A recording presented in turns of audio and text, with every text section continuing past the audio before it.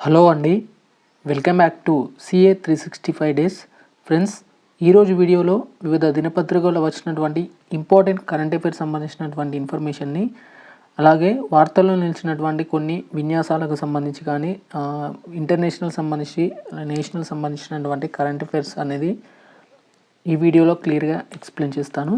ముందుగా వచ్చేసి మనకు చూసుకున్నట్లయితే గేటెడ్ నేరాల నిరోధానికి యాప్ అంటూ కూడా ఇక్కడ లేటెస్ట్ ఒక అప్డేట్ అనేది రావడం జరిగింది. ఇక్కడ చూసుకున్నట్లయితే రూపొందించాలని పోలీస్ కమిషనర్లకు హైకోర్టు ఆదేశం. క్లబ్ హౌస్లలో అసాంఘిక కార్యకలాపాలపై కఠిన చర్యలు, డ్రగ్స్ లిక్కర్ వినియోగంపై ఉక్కుపాదం మోపాలని, ఫిర్యాదు చేసిన వారి వివరాలు గోప్యంగా ఉంచాలని, సిటీ పోలీస్ చట్టం ప్రకారం చర్యలు చేపట్టాలని సూచించడం అయితే జరిగింది. ఇక దీనికి సంబంధించి చూసుకుంటే తీర్పులో పేర్కొన్నటువంటి సూచనలు ఆదేశాలకు సంబంధించి చూసుకోవచ్చు. Hindu fortune field villa owners association కార్యనిర్వహణ కమిటీ సభ్యుల నుంచి 3 సభ్యులు కూడిన ఉప కమిటీని ఏర్పాటు చేయాలి. వీరు ప్రధానంగా సీనియర్ సిటిజన్లు, మహిళలు, రిటైర్డ్ ఉద్యోగాలు అయి ఉండాలి. వీరు క్లబ్ హౌస్ వంటి ప్రదేశాల్లో నిఘా ఉంచవచ్చు. అలాగే అసోసియేషన్ ఓ యాప్ లాంటి ప్లాట్ఫామ్ అప్లికేషన్ను రూపొందించాలి. దీని ద్వారా సభ్యులు ఫిర్యాదు అలాగే సందేశాలను కూడా పంపవచ్చు. దీని నిర్వహణకు ప్రత్యేక టీం అనేది ఉండాలంటూ కూడా ఇక్కడ దీనికి సంబంధించి ఇక్కడ పూర్తి డీటెయిల్స్ అనేది రావడం జరిగింది. ఫ్రెండ్స్, ఇక మరొక కరెంట్ అఫైర్స్ సంబంధించినటువంటి ఇన్ఫర్మేషన్ చూసినట్టయితే 1901 తర్వాత 2024లోనే అత్యధిక ఉష్ణోగ్రతలు అంటూ కూడా ఇక్కడ లేటెస్ట్ సీఏకి సంబంధించి చూసుకోవచ్చు. భారతదేశంలో 1901 నుంచి నమోదవుతున్నటువంటి ఉష్ణోగ్రతలను పరిశీలిస్తే 2024 అత్యంత వేడి సంవత్సరంగా నిలిచిందని భారత వాతావరణ విభాగం ఐఎండీ వెల్లడించింది. ఈ 123 ఏళ్ల ఉష్ణోగ్రతల సగటు కన్నా 2024లో 0.90 డిగ్రీల సెల్సియస్ అధికంగా నమోదైందని ఐఎండీ వివరించింది. ఇప్పటివరకు అత్యధిక వేడి సంవత్సరంగా 2016 ఉంది. ఆ రికార్డును ఇప్పుడు 2024 బద్దలు కొట్టింది. యూరోపియన్ వాతావరణ సంస్థ కోపర్నికస్ కూడా 2024ను గరిష్టంగా ఉష్ణోగ్రతలు నమోదైన సంవత్సరంగా పేర్కొంది. పారిశ్రామిక యుగం ముందున్న ఉష్ణోగ్రతల సగటు కన్నా 1.5 డిగ్రీల సెల్సియస్ అధికంగా నమోదైన తొలి ఏడాదిగా నిలిచిందంటూ కూడా వార్తల్లో నిలవడం జరిగింది. ఇక ప్రపంచవ్యాప్తంగా 2024లో సగటున 41 రోజులు అదనంగా అధిక ఉష్ణోగ్రతలు నమోదయ్యాయని world weather attribution climate central సంస్థ శాస్త్రవేత్తలు అయితే తెలపడం అయితే జరిగింది. ఫ్రెండ్స్, ఇక మరొక కరెంట్ అఫైర్స్ సంబంధించినటువంటి ఇన్ఫర్మేషన్ చూద్దాం. ఇక పంట బీమా పథకాల పొడిగింపండి. డిఏపిపై రాయితీకి ₹3,850 కోట్లు కేటాయింపు, ₹69,515.71 కోట్లకు పెంపు అంటూ కూడా ఇక్కడ లేటెస్ట్ పంట బీమాకు సంబంధించి రావడం జరిగింది. ఇక కేంద్ర కేబినెట్ నిర్ణయం అయితే తీసుకొనింది. పంట బీమా పథకాల పొడిగింపుకు సంబంధించి కూడా ఇక్కడ క్లియర్గా మండల స్థాయిలో వాతావరణ వివరాలకు సంబంధించి రైతు సంక్షేమానికి కట్టుబడ్డం, నవకల్పన నిధి సంబంధించినటువంటి ఇన్ఫర్మేషన్ ఉంది. ఫ్రెండ్స్, ఇక్కడ చూసుకున్నట్లయితే ప్రమాదకరంగా భూగర్భ జలాలండి. నైట్రేట్ అధికంగా ఉన్న రాష్ట్రాల్లో ఫ్లోరైడ్ 4, ఫ్లోరైడ్ ఎక్కువగా ఉన్న రాష్ట్రాల్లో 5వ స్థానంలో తెలంగాణ నిలిచినట్లుంది. ఇక్కడ క్లియర్గా చూసుకున్నట్లయితే దేశంలో నైట్రేట్ సమస్య తీవ్రంగా ఉన్న జిల్లాల్లో 3వ స్థానంలో రంగారెడ్డి ఉంటే భూగర్భ జలాల నాణ్యత నివేదిక అనేది వెల్లడించడం జరిగింది. ఇక్కడ రంగారెడ్డి అనేది ఇక్కడ 3వ స్థానంలో ఉండడం జరిగింది నైట్రేట్ సమస్య తీవ్రంగా ఉన్న జిల్లాల్లో. ఇక్కడ నైట్రేట్ సంబంధించి చూసుకున్నట్లయితే తెలంగాణలో ఋతుపవనాల తర్వాత 1140 నీటి నమూనాలను పరిశీలిస్తే 316లో నైట్రేట్ పరిమితిని మించి ఎక్కువగా ఉందంటూ కూడా ఇక్కడ క్లియర్గా చెక్ చేసుకోవచ్చు. ఇక ఫ్లోరైడ్ సమస్యలతో వంకర పోయినటువంటి కాళ్ళకు సంబంధించి ఫోటో అనేది చెక్ చేసుకోవచ్చు ఇక్కడ. ఫ్రెండ్స్, ఇక మరొక కరెంట్ అఫైర్స్ సంబంధించిన ఇన్ఫర్మేషన్ చూస్తే రక్షణ రంగం, డిఫెన్స్ రంగంలో మనకు సంస్కరణలకు సంబంధించి ఒక లేటెస్ట్ అప్డేట్ వచ్చేసి మనకు వార్తల్లో నిలవడం జరిగింది. త్రివిధ దళాల సమీకృత ఆధునిక యుద్ధ కమాండర్లు, ఆయుధ కొనుగోలు సరళతరం, రక్షణ శాఖ కీలక నిర్ణయాలకు సంబంధించి కూడా ఇక్కడ క్లియర్గా చెక్ చేసుకోవచ్చు. 2025ను రక్షణ సంస్కరణల ఏడాదిగా కేంద్రం ప్రకటించింది. త్రివిధ దళాల ఆధునీకరణ, మెరుగైన సమన్వయం, నిరంతర యుద్ధ సన్నద్ధతలతో పాటు ఆధునిక పరిజ్ఞానాలను ఎప్పటికప్పుడు అందిపుంచుకోవడం తదితరాల లక్ష్యంగా నూతన సంవత్సరంలో రక్షణ శాఖ అత్యంత కీలకమైన నిర్ణయాలు తీసుకుంది. ఇందుకోసం 9 సూత్రాలతో కూడినటువంటి సమగ్ర రక్షణ సంస్కరణ ప్రణాళికను అయితే రూపొందించింది. ఇప్పుడు చూసుకున్నట్లయితే రక్షణ మంత్రిత్వ శాఖ అయినటువంటి రాజ్నాథ్ సింగ్ సారథ్యంలో బుధవారం జరిగిన ఉన్నత స్థాయి సమావేశంలో ఇందుకు ఆమోదముద్ర అయితే పడడం జరిగింది. త్రివిధ దళాధిపతులు, రక్షణ శాఖ ఉన్నతాధికారులు తదితరుల భేటీతో 21వ శతాబ్దపు సవాళ్లకు ధీటుగా ఎదుర్కొంటూ దేశ భద్రతకు, సార్వభౌమత్వ పరిరక్షకు పెద్దపీట వేసేలా కనీవిని ఎరగని రీతిలో త్రివిధ దళాలను సన్నద్ధం చేసేందుకు కూడా సంస్కరణలు బలమైన పునాదులు వేస్తాయని కూడా ఇక్కడ రాజ్నాథ్ గారు అయితే వెల్లడించడం జరిగింది. త్రివిధ దళాల సంయుక్త కమాండ్కి సంబంధించినటువంటి ఆపరేషన్స్ చూసుకోవచ్చు. ఇక్కడ ఆర్మీ, ఎయిర్ ఫోర్స్, నేవీ సామర్థ్యాలను మరింత ఏకీకృతం చేయడం వల్ల యుద్ధ సమయంలో ఉగ్రవాద వ్యతిరేక ఆపరేషన్లలో రక్షణ పనులను గరిష్ట స్థాయిలో వినియోగించుకోవాలని కూడా రక్షణ శాఖ అభిప్రాయపడింది. ఇక వీటికి సంబంధించి మనం చూసుకున్నట్లయితే ఇక్కడ క్లియర్ కట్గా మెన్షన్ చేయడం జరిగిందని. ఈ 9 సూత్రాలను అయితే ఒకసారి గుర్తుంచుకోండి. 9 సూత్రాల రక్షణ సంస్కరణ ప్రణాళికతో ముఖ్యాంశాలు చూసుకుంటే దేశీయ రక్షణ సామర్థ్యం ప్రపంచ స్థాయి ప్రమాణాలను అధిగమించే దిశగా నిరంతర కృషి చేయాలి. అందుకోసం బలగాల అవసరాలకు ఎప్పటికప్పుడు గుర్తించడం, వాటిని యుద్ధ ప్రాతిపదికన తీర్చడం, అలాగే ఇందుకోసం రక్షణ సంబంధిత కొనుగోలు, ఆయుధ సేకరణ ప్రక్రియలను వీలైనంత సరళీతరం చేయడం, వాటిలో అనవసరమైన జాప్యాలను నివారించడం అయితే జరుగుతుంది. ప్రపంచవ్యాప్తంగా పలు ఆధునిక సైనిక శక్తుల అత్యున్నత విధానాలను అందిపుంచుకోవడం, వాటిని పరిస్థితులను తగ్గట్టుగా తీర్చిదిద్దుకోవడం, అలాగే భారత సంస్కృతి, ఆలోచన ధోరణులను గర్వకారణంగా చర్యలు చేపట్టడం, సైబర్ స్పేస్తో పాటు AI, machine learning, hypersonic, robotics వంటి నూతన టెక్నాలజీలకు పెద్దపీట వేయనున్నట్టు తెలుస్తుంది. రక్షణ రంగంలో భావి సంస్కరణలకు మరింత తద్వారా భావి తరాలకు మరింత శక్తివంతంగా, సాంకేతికంగా సాటిలేని శక్తిగా మారడం, భిన్నమైన డొమైన్లలో సమగ్ర కార్యకలాపాలను అత్యంత సమర్థంగా నిర్వహించగలిగేలా తీర్చిదిద్దడంపై ఇక్కడ 9 సూత్రాలు అనేది ఇవ్వడం జరిగింది. అదేగాక రాబోయే కొన్నాళ్లలో రక్షణ ఎగుమతుల్లో భారత్ను ప్రపంచంలోనే అగ్రగామిగా తీర్చిదిద్దడం, విదేశీ తయారీలతో భారత రక్షణ పరిశ్రమ సంయుక్తంగా పరిశోధన అభివృద్ధి ప్రాజెక్టులను చేపట్టేందుకు చేయుట, మాజీ సైనికుల సంక్షేమంపై మరింత దృష్టి, వారి అనుభవానికి పెద్దపీట వేయనున్నట్లు కూడా తెలుస్తుంది. ఫ్రెండ్స్, ఇక దీనికి సంబంధించి మరొక న్యూస్ పేపర్లో రావడం జరిగింది. రక్షణ రంగ సంస్కరణపై సంవత్సరంగా 2025 ప్రకటించిన కేంద్రం అంటూ కూడా ఇక్కడ క్లియర్ ఒక అప్డేట్ చూసుకోవచ్చు. ఇక రాజ్నాథ్ సింగ్ సంబంధించినటువంటి డీటెయిల్స్ కూడా ఇక్కడ పొందుపరచడం జరిగింది. ఫ్రెండ్స్, ఇక మరొక కరెంట్ అఫైర్ సంబంధించినటువంటి ఇన్ఫర్మేషన్ చూస్తే భారత్లో తగ్గిన భూపాత వాయు ఉద్గారాలు ఐరాస విభాగానికి సమర్పించిన నివేదికలో వెల్లడి అంటూ కూడా ఇక్కడ లేటెస్ట్ అప్డేట్ ఉంది. దేశంలో భూపాతాన్ని పెంచే వాయువుల ఉద్గారాలు 2020లో అంతకు పూర్వం సంవత్సరంతో పోలిస్తే 7.93% వరకు తగ్గాయని ఐక్యరాజ్య సమితి వాతావరణ మార్పు విభాగానికి సమర్పించిన ఒక నివేదికలో భారత్ ప్రకటించింది. అలాంటి ఉద్గారాలు 2005-2020 మధ్యకాలంలో స్థూలంగా 36% పడిపోయాయని అందులో వివరించడం జరిగింది. 2019తో పోలిస్తే ఉద్గారాలు 7.93% తగ్గిన 1994 నుంచి చూస్తే 98.34% మేరకు పెరిగాయంటూ కూడా ఇక్కడ ఒక అప్డేట్ అయితే మనకు రావడం జరిగింది. అలాగే దేశంలో ఇంధన రంగం 75.66% మేర భూతాప వృద్ధిని కారణమవుతుండగా వ్యవసాయ రంగం 13.76% దోహదపడుతున్నట్లు కూడా ఇక్కడ క్లియర్గా ఒక అప్డేట్ ఉంది.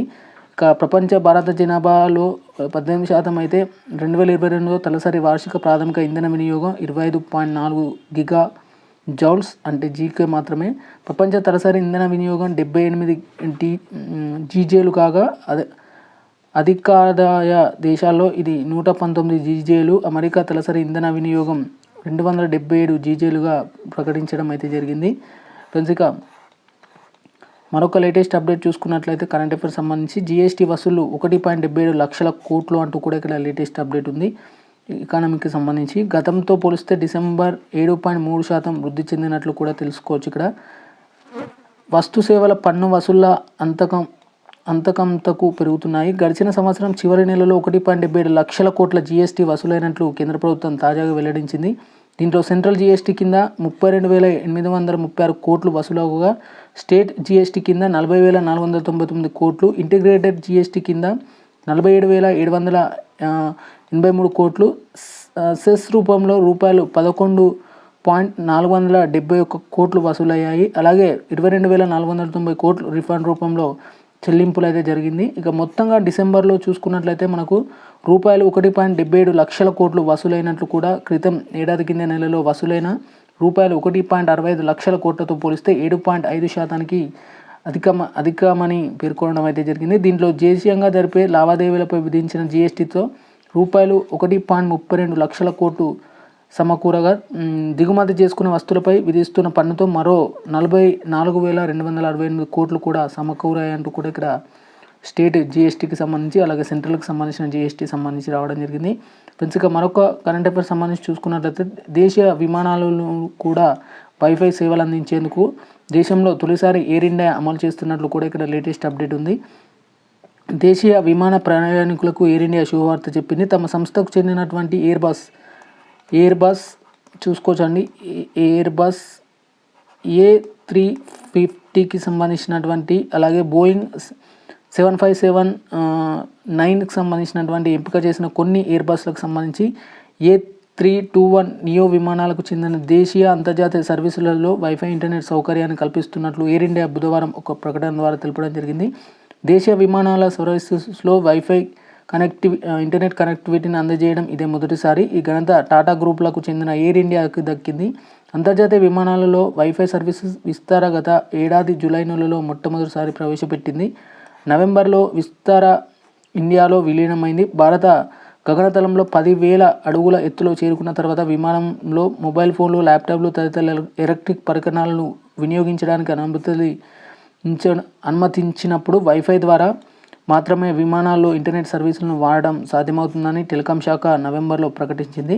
అంతర్జాతీయ విమానంలో వైఫై సర్వీసులను అమలు చేస్తున్న నేతృత్వంలోనే ఈ దేశీయ విమానంలో కూడా వైఫై ఇంటర్నెట్ సర్వీసులను ప్రవేశపెట్టాలని నిర్ణయించినట్లు ఎయిర్ ఇండియా తెలిపడం అయితే జరిగింది.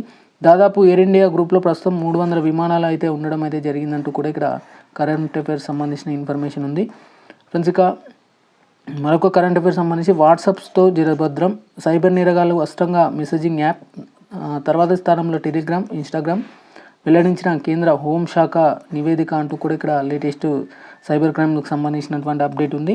ఫ్రెండ్స్, ఇక మరొక అప్డేట్ వచ్చేసి చూసుకున్నట్లయితే చైనాలో సోలార్ గ్రేట్ వాల్ అండి, ఎడారిలో డ్రాగన్ భారీ సౌర విద్యుత్ ప్రాజెక్ట్ 100 గిగావాట్ల విద్యుత్ ఉత్పత్తి సామర్థ్యంలో 400 కిలోమీటర్ల పొడవైన సోలార్ ప్యానెల్ ఏర్పాటు చేయుటకు ఇక్కడ వార్తల్లో నిలవడం జరిగింది.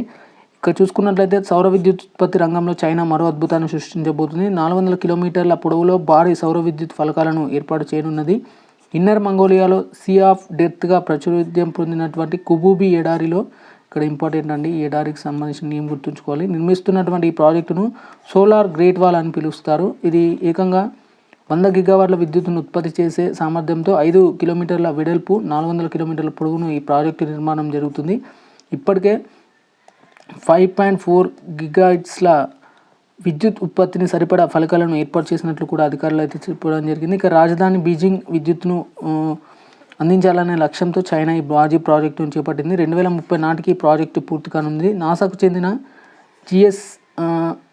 OLI సంబంధించి OLI-2 ఉపగ్రహాలు అంతరిక్షం నుంచి తీసిన చిత్రాల్లో ఈ కొత్త సౌర విద్యుత్ ప్రాజెక్టు స్పష్టంగా కనిపిస్తున్నట్లు కూడా ఇక్కడ లేటెస్ట్ కరెంట్ అఫైర్స్ సంబంధించి చూసుకోవచ్చు. ఫ్రెండ్స్, ఇక మరొక కరెంట్ అఫైర్స్ సంబంధించి ఎండల్లో 2024 రికార్డ్ అంటూ, ఇక 1901 తర్వాత భారత్లో అత్యంత ఉష్ణోగ్రతలు నమోదు అంటూ కూడా ఇక్కడ లేటెస్ట్ కరెంట్ అఫైర్స్ సంబంధించి చూసుకోవచ్చు. ఇక మరొక కరెంట్ అఫైర్స్ సంబంధించి చూసుకుంటే ఆనంద్ అంబానీ చేతికి 22 కోట్ల వాచ్కి సంబంధించినటువంటి కరెంట్ అఫైర్స్ కూడా రావడం జరిగింది. రిలయన్స్ అధినేత ముఖేష్ అంబానీ కుమారుడైనటువంటి ఆనంద్ అంబానీ చేతి గడియారం వార్తల్లోకి ఎక్కింది. ఇటీవల తన భార్య రాధికతో కలిసి ఆనంద్ అంబానీ బయటకు వెళ్ళినప్పుడు ఆయన చేతి గడియారం అందరినీ దృష్టిని ఆకర్షించింది.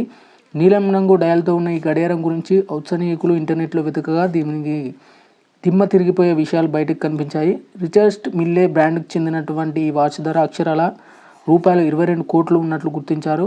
ఈ మోడల్ వాచ్లను రిచర్డ్ మిల్లే కంపెనీకి ఇప్పటివరకు 3 మాత్రమే తయారు చేయగా అందులో ఒకటి ఆనంద్ అంబానీ చేతికి చేరింది. ఆనంద్ అంబానీ వాచ్ల కలెక్షన్లో ఇలాంటి ఖరీదైనవి చాలా ఉన్నాయంటూ కూడా ఇక్కడ వార్తల్లో నిలవడం అయితే జరిగింది. ఫ్రెండ్స్, ఇక మరొక కరెంట్ అఫైర్స్ సంబంధించి చూసుకున్నట్లయితే 16 రాష్ట్రాల్లో దట్టమైన పొగమంచండి. యూపీ, మధ్యప్రదేశ్లో 100 మీటర్లకు తగ్గిపోయిన విజిబిలిటీ. కాశ్మీర్లోని గుల్మార్గ్లో ఉష్ణోగ్రత -8.8 డిగ్రీలకు నమోదు కావడం అయితే జరిగింది. చూసుకోవచ్చు. ఇక దానికి సంబంధించిన డీటెయిల్ ఇన్ఫర్మేషన్ కూడా ఇక్కడ ఉండడం జరిగింది. One of the most important current అయిపోయినటువంటి వైరస్కి సంబంధించి చూసుకున్నట్లయితే అమెరికాలో విజృంభిస్తున్నటువంటి నోరో వైరస్ అండి. ఇది వార్తల్లో నిలవడం జరిగింది. Centre for disease control and prevention CDC ప్రకారం అమెరికాలో ఇటీవల కాలంలో నోరో వైరస్ కేసులు ఎక్కువగా నమోదవుతున్నాయి. నోరో వైరస్ను స్టమక్ ఫ్లూ లేదా స్టమక్ బగ్ అని కూడా పిలుస్తారు. ఇది ఇన్ఫ్లుయెంజా వైరస్ అండి. ఇన్ఫ్లుయెంజా వైరస్ ద్వారా వచ్చే జ్వరం వంటిది కాదని అమెరికా వ్యాధుల నియంత్రణ సంస్థ CDC తెలిపింది. ఒకవైపు ఒకరి నుంచి మరొకరికి ఈజీగా వ్యాప్తి చెందుతుంది. వాంతులు, విరేచనాలు, చలి, జ్వరం, నీరసం, డిహైడ్రేషన్, పొట్టపేగులో తీవ్రమైన మంట. అలాగే నోరో వైరస్ మొట్టమొదటిసారిగా 1968లో అమెరికాలోని ఒయిలోను నార్వాక్లో ఒక పాఠశాలలో వ్యాప్తి చెందింది. దీనికి సంబంధించినటువంటి సిమ్టమ్స్ కూడా ఇక్కడ క్లియర్ కట్గా మెన్షన్ చేయడం జరిగింది. ఇక నోరో వైరస్లో అనేక రకాలు ఉన్నాయి. 48 రకాలతో 10 సమూహాలు కూడా ఉన్నట్లు కూడా తెలుస్తుంది. నోరో వైరస్ ఎంతో సాధారణమైనది. ప్రపంచవ్యాప్తంగా ప్రతి సంవత్సరం 685 బిలియన్ కేసులు కూడా నమోదైతే అవుతున్నాయంటూ కూడా ఆరోగ్య శాస్త్రవేత్తలు కూడా తెలపడం జరిగింది. ఫ్రెండ్స్, ఇక one of the most important అయినటువంటి GI ట్యాగ్, జియోగ్రాఫికల్ ఇండికేషన్స్ సంబంధించినటువంటి GI ట్యాగ్స్ సంబంధించి లేటెస్ట్ ఇన్ఫర్మేషన్ చూసుకోవచ్చు. ఇక GI ట్యాగ్ గుర్తింపు రాష్ట్రానికి చెందినటువంటి 10 ఉత్పత్తులు ఎంపిక అంటూ కూడా ఇక్కడ లేటెస్ట్ కరెంట్ అఫైర్స్ సంబంధించి చూసుకోవచ్చు.